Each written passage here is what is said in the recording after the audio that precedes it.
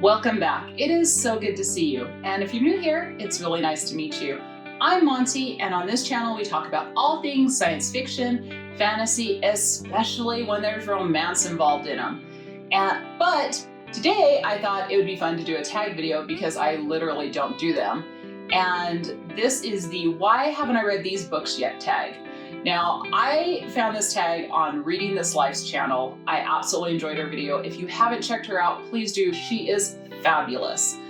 And the reason that I decided I was going to do this is because I made a sassy little comment in her comment section saying that if I did this tag, every answer would be because an alien romance book got me distracted. But not actually true. Even though she thought it was funny and said, yeah, you definitely need to do this tag. Not quite the case. And if I get all the hate in the world for the books that I haven't read, fair play. Like, I'm kind of sad I haven't read them either. But I do have legitimate reasons on some of them. Not all of them, but some. So just a really quick history on this. This original tag, or the original video for this was done over by Crystal on Fiber Artsy, and then other Bibliophile Reads went ahead and changed it into a full-blown tag. Without further ado, let's just get into this. Let's answer these questions.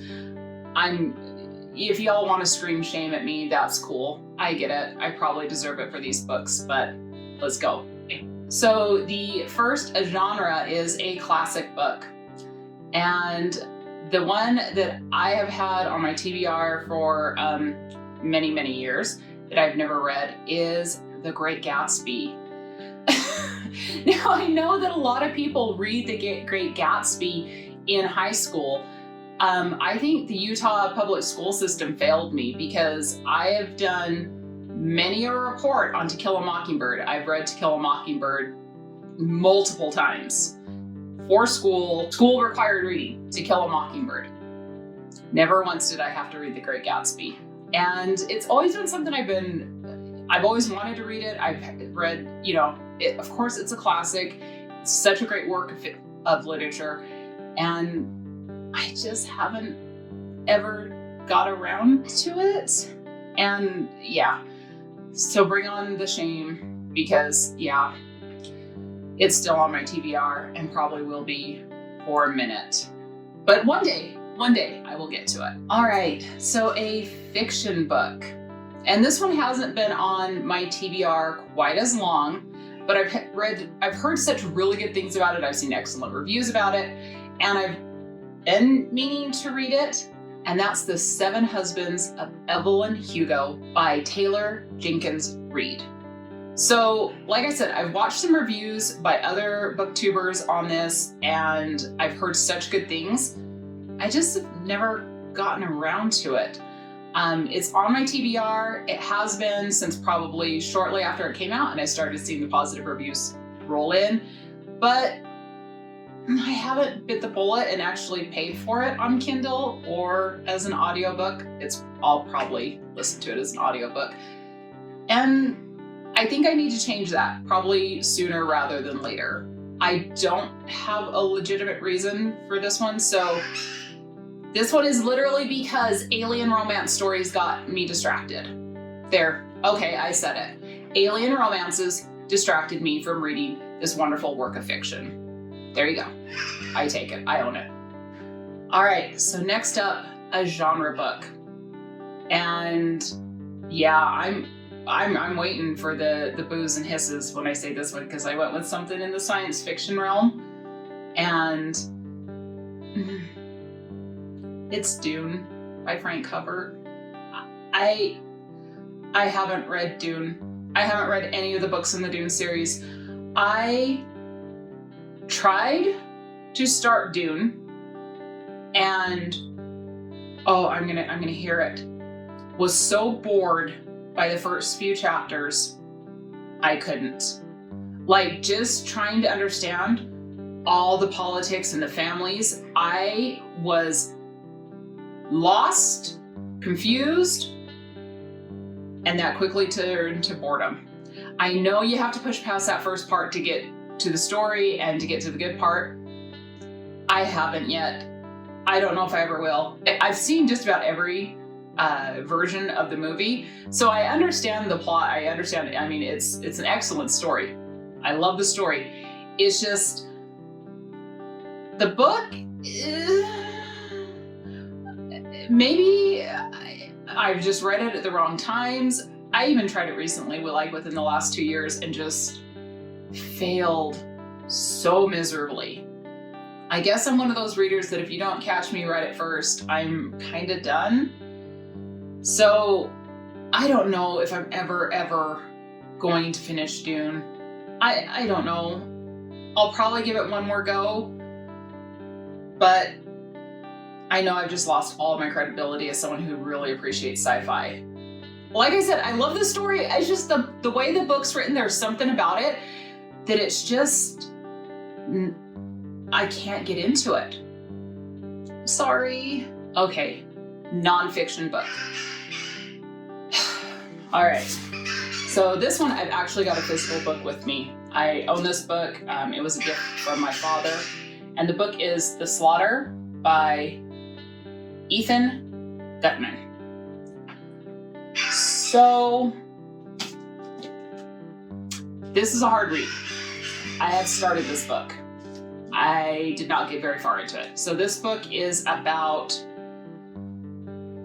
practices that happen in China, and it specifically talks about followers of Falun Gong. So they are considered dissidents in China. And what this book describes is the brutality, the mass killings, organ harvesting that happens among Chinese dissidents in communist China. Like I said, I have started it. I have not read it all the way through. Even if you look at the front cover, it talks about labor camps, detention centers, prisons, all of that. I don't know when I will pick this book up again. It is, like I said, a very difficult read. And it's something I want to read. It's something I think I need to read. I think it's something that a lot of people need to read. But sometimes books can hit so hard that it can actually, cause you problems mentally while you're reading it. And I just think that I need to be in a really good place within myself in order to finish this book. So I treasure that I have it. And one day I will read this. So once again, this is The Slaughter by Ethan Gutman. Okay, so finally, this is the one I don't want to talk about because I feel personal shame about this one. So the book I've owned the longest and haven't read. It's actually by my favorite author of all time. It's signed, and I haven't read it. Trigger warning by Neil Gaiman. Signed by Neil Gaiman. I went and saw Neil speak when he was in Park City, and it was amazing. We had to drive quite a while to get there, and there was some shenanigans that happened along the way, completely out of our control. But I enjoyed that moment so much, and that's when I bought this book and got it signed by the author. And I have never read it. It actually sits on a shelf in my bedroom, kind of in a place of honor, but I've never read it. It is a book of short stories, and it's one of the few books I own that I love to touch. The way the paper is, the texture on the pages, I love the way it smells. But I think I'm scared of reading this book. I'm scared that I'm not gonna like it. I'm scared that, I don't know. I know that it is a little bit of a darker book, which also is kind of something I do stay away from, just because You gotta protect your, what's going on in your head and not feed into craziness and feed into the darkness.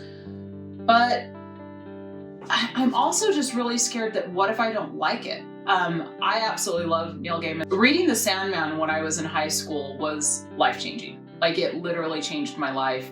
I've always loved comic books, and the moment I picked up The Sandman, it was something so different, so drastically different than any comic book I'd ever read before then. And it gave me such an appreciation for alternative art styles and the way Neil Gaiman tells his stories. I was instantly head over heels in love with his writing style.